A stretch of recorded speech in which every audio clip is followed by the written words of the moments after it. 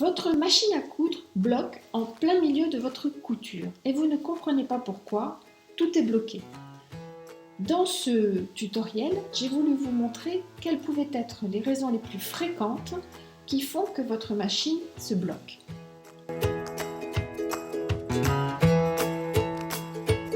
Bonjour, je suis Anya Camo de Anya Camo Académie de mode. Votre machine se bloque. Quelles sont les raisons les plus fréquentes pour lesquelles votre machine peut se bloquer? Se bloque, c'est-à-dire que même avec la pédale, vous essayez et ici, ça ne bouge plus. Souvent, l'aiguille ne veut ni remonter ni redescendre. Donc déjà, essayez délicatement de dégager le fil de la canette et vous devriez pouvoir sortir l'aiguille comme ceci, la remonter. Si vous n'y arrivez pas, il y a des machines qui peuvent se démonter ou le crochet peut se démonter. Alors le crochet, c'est le réceptacle dans lequel tourne la canette. Moi, sur cette machine-là, on ne peut pas le démonter. Ça dépend des machines, bien sûr. Donc, pourquoi votre machine bloque? La première raison, c'est que votre aiguille est tordue. Comme elle est tordue, quand elle descend, au lieu de s'insérer exactement dans le mécanisme là où elle doit s'insérer, eh bien, elle va s'insérer peut-être un demi-millimètre à droite, à gauche ou devant, derrière, et elle va avoir tendance ou à frotter ou à taper sur un élément mécanique et ça va bloquer votre machine. D'ailleurs, une aiguille tordue finit toujours par casser. Ça peut être une première raison. Si vous bloquez, vous ne savez pas pourquoi, commencez par changer votre aiguille pour voir si ça améliore les choses. Je vous rappelle qu'il vaut mieux toujours coudre avec une aiguille suffisamment en bon état, pas trop vieille.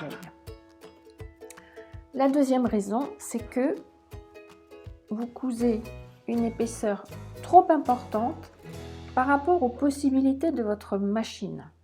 Le tissu, quand on va le traverser, il y a une certaine résistance. Votre aiguille doit traverser plusieurs épaisseurs. On arrive facilement à avoir jusqu'à 8 épaisseurs et même quelquefois plus.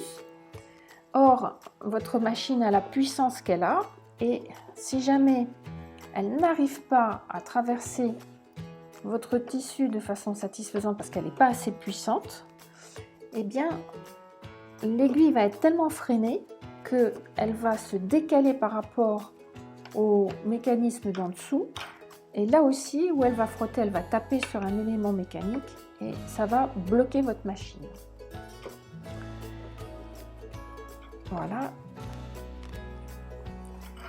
Votre machine peut également se bloquer parce que votre canette en dessous est mal placée ou dans le mauvais sens. Je vous rappelle qu'une canette a un sens, donc il faut regarder sur votre manuel de machine pour que tout soit dans le bon sens. Et certains boîtiers de canettes nécessitent d'être bien verrouillés. Il y a une petite languette dessus pour les verrouiller. Si votre canette n'est pas bien verrouillée, elle va bouger et ça va bloquer la machine également. Dernière chose qui peut arriver, qui peut bloquer la machine, c'est que vous avez donc tout un tas de saletés en dessous qui finissent par perturber le mécanisme, retarder toutes les rotations de ce qui se passe en dessous. Et là, cette fois-ci, c'est le mécanisme du dessous qui se trouve légèrement freiné par rapport au mouvement de l'aiguille au-dessus. Et là, de nouveau, dès qu'il y a un décalage dans ces deux mécanismes-là, ça va finir par bloquer. Pour les machines qui ont un crochet démontable, alors le crochet, c'est tout ce réceptacle ici dans lequel vient se mettre la canette. Dans beaucoup de machines, quand on a un souci, on est amené à le démonter pour tout nettoyer derrière. Quand vous le remettez en place, faites très attention et aidez-vous avec le manuel de la machine pour qu'il soit bien mis à sa place, dans le bon sens. Et ensuite, en général, il y a un système de verrouillage. Vérifiez plutôt 2 fois qu'une que votre crochet est bien verrouillé avant de remettre votre canette en place et de renfiler toute votre machine.